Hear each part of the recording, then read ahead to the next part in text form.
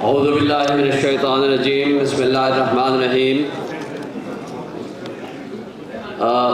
مختصر سے الفاظ میں اب گفتگو کرنی پڑے گی،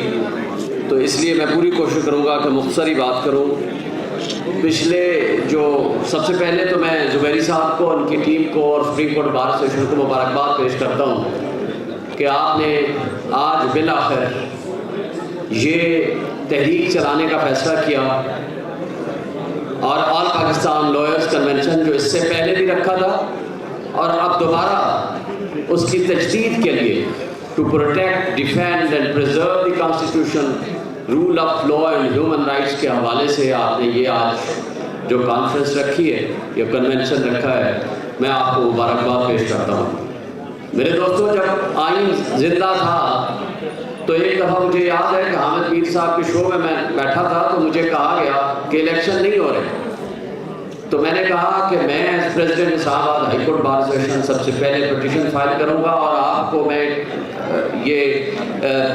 مخاطب دیتا ہوں کہ 90 ڈیز میں ہر حال میں الیکشن ہوگا، ہمارے ملک کا آئین ہے۔ پھر انہوں نے کہا چلے دیکھ لیتے ہیں۔ پھر ہم نے اس آئین کی عملداری کے لیے، زبیری صاحب میرے وکیل تھے، ہم نے پٹیشن فائل کی، اور اس کا اتفاق سے یکم مارچ کو فیصلہ بھی آ گیا۔ ہم نے کہا دیکھا، ہم نے فیصلہ لے لیا، تو ہمیں کہا گیا پھر بھی الیکشن نہیں ہوں گے۔ پھر پتہ چلا کہ الیکشن کمیشن آف پاکستان نے اس 30 اپریل کے دی ہوئی ٹارگٹ کو 8 اکتوبر میں کنورٹ کر دیا۔ پھر دوبارہ سپریم کورٹ میں جایا گیا، اور سپریم کورٹ نے دوبارہ فیصلہ دے دیا 4/4 کو، اور 14 مئی کی ڈیٹ فکس کر دی۔ ہم نے پھر کہا کہ دیکھا آئین کی کیا بات ہے، کیا supreme court of Pakistan rule of law and supremacy of constitution پہ یقین رکھتی ہے اور انڈیپینڈنٹ جوڈیشری ہے۔ اور پھر ہمیں کہا گیا کہ الیکشن نہیں ہوں گے۔ میں نے کہا کیسے نہیں ہو سکتے، اور وقت نے دیکھا کہ واقعی الیکشن نہیں ہوئے،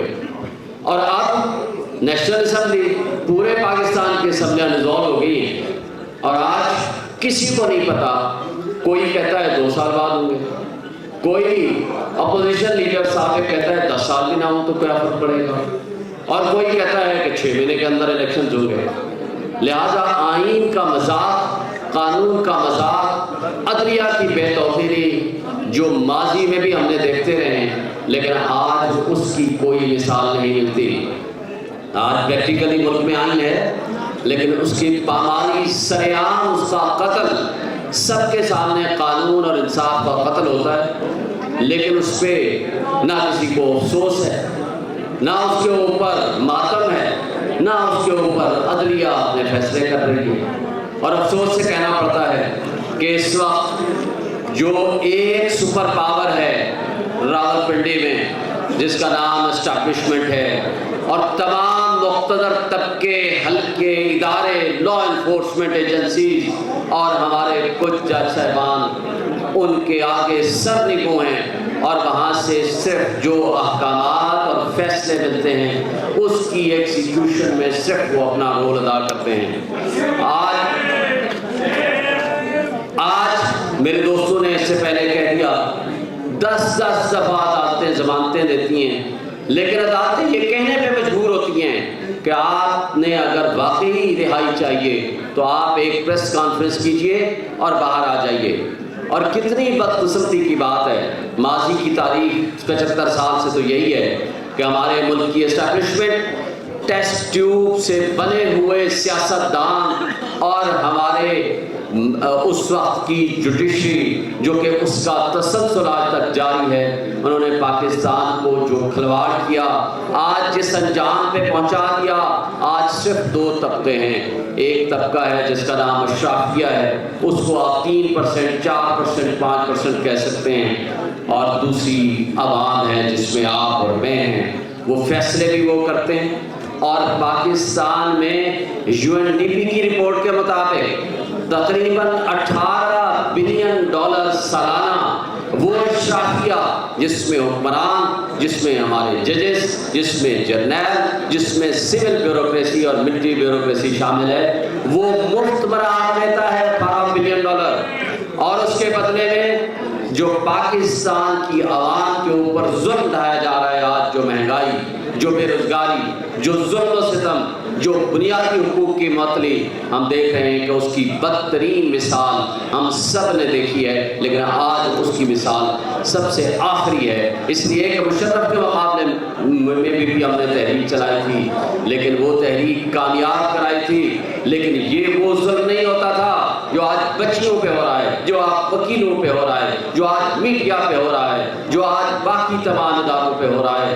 آج کہتے ہیں میڈیا بہت آزاد ہے، لیکن پاکستان کا most popular leader Imran Khan, جس کی نہ تصویر چلا سکتے ہیں نہ اس کا نام لے سکتے ہیں، اگر آپ نے تنقید بھی کرنی ہو تو اس کا آپ نام نہیں لے سکتے۔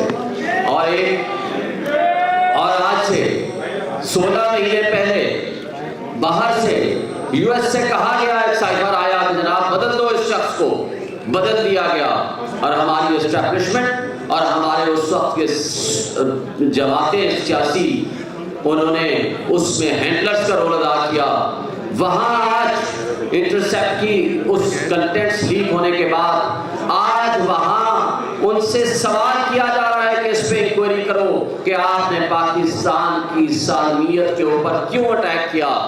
لیکن بدقسمتی سے جس نے ملک کی سالمیت، ملک کی خود مختاری اور ملک کی بقا کے لیے رول ادا کیا اور ایبسلیوٹلی ناٹ کہا، اس کو ہم نے جیل میں بھیج دیا، اور جس نے کہا بیگرز آر ناٹ چوزرز، اس کو ہم نے آنکھ کا تارا بنا کے بادشاہ بنایا، اور اس نے اس ملک کے ساتھ جو کھلواڑ کیا وہ سب آپ نے دیکھا۔ آج ایک واحد امید ہے، وہ ہے آپ، وہ کلا آئیں، آج سے تحریک کا آغاز کریں اور ملک کو اس کو ان اٹس ٹرو اسپرٹ آئین کو بحال کریں، بنیادی حقوق بحال کریں، اور ہمارے ملک کے تمام مسائل کا حل اسی میں ہے کہ ہم آئین کے تابع رہ کر تمام لوگوں کو ان کے حقوق دلائیں، اور اس آئین کے تابع 90 ڈیز میں الیکشن ہوں، اور جس کو عوام چاہتی ہے اس کو اقتدار ملے۔ Thank you.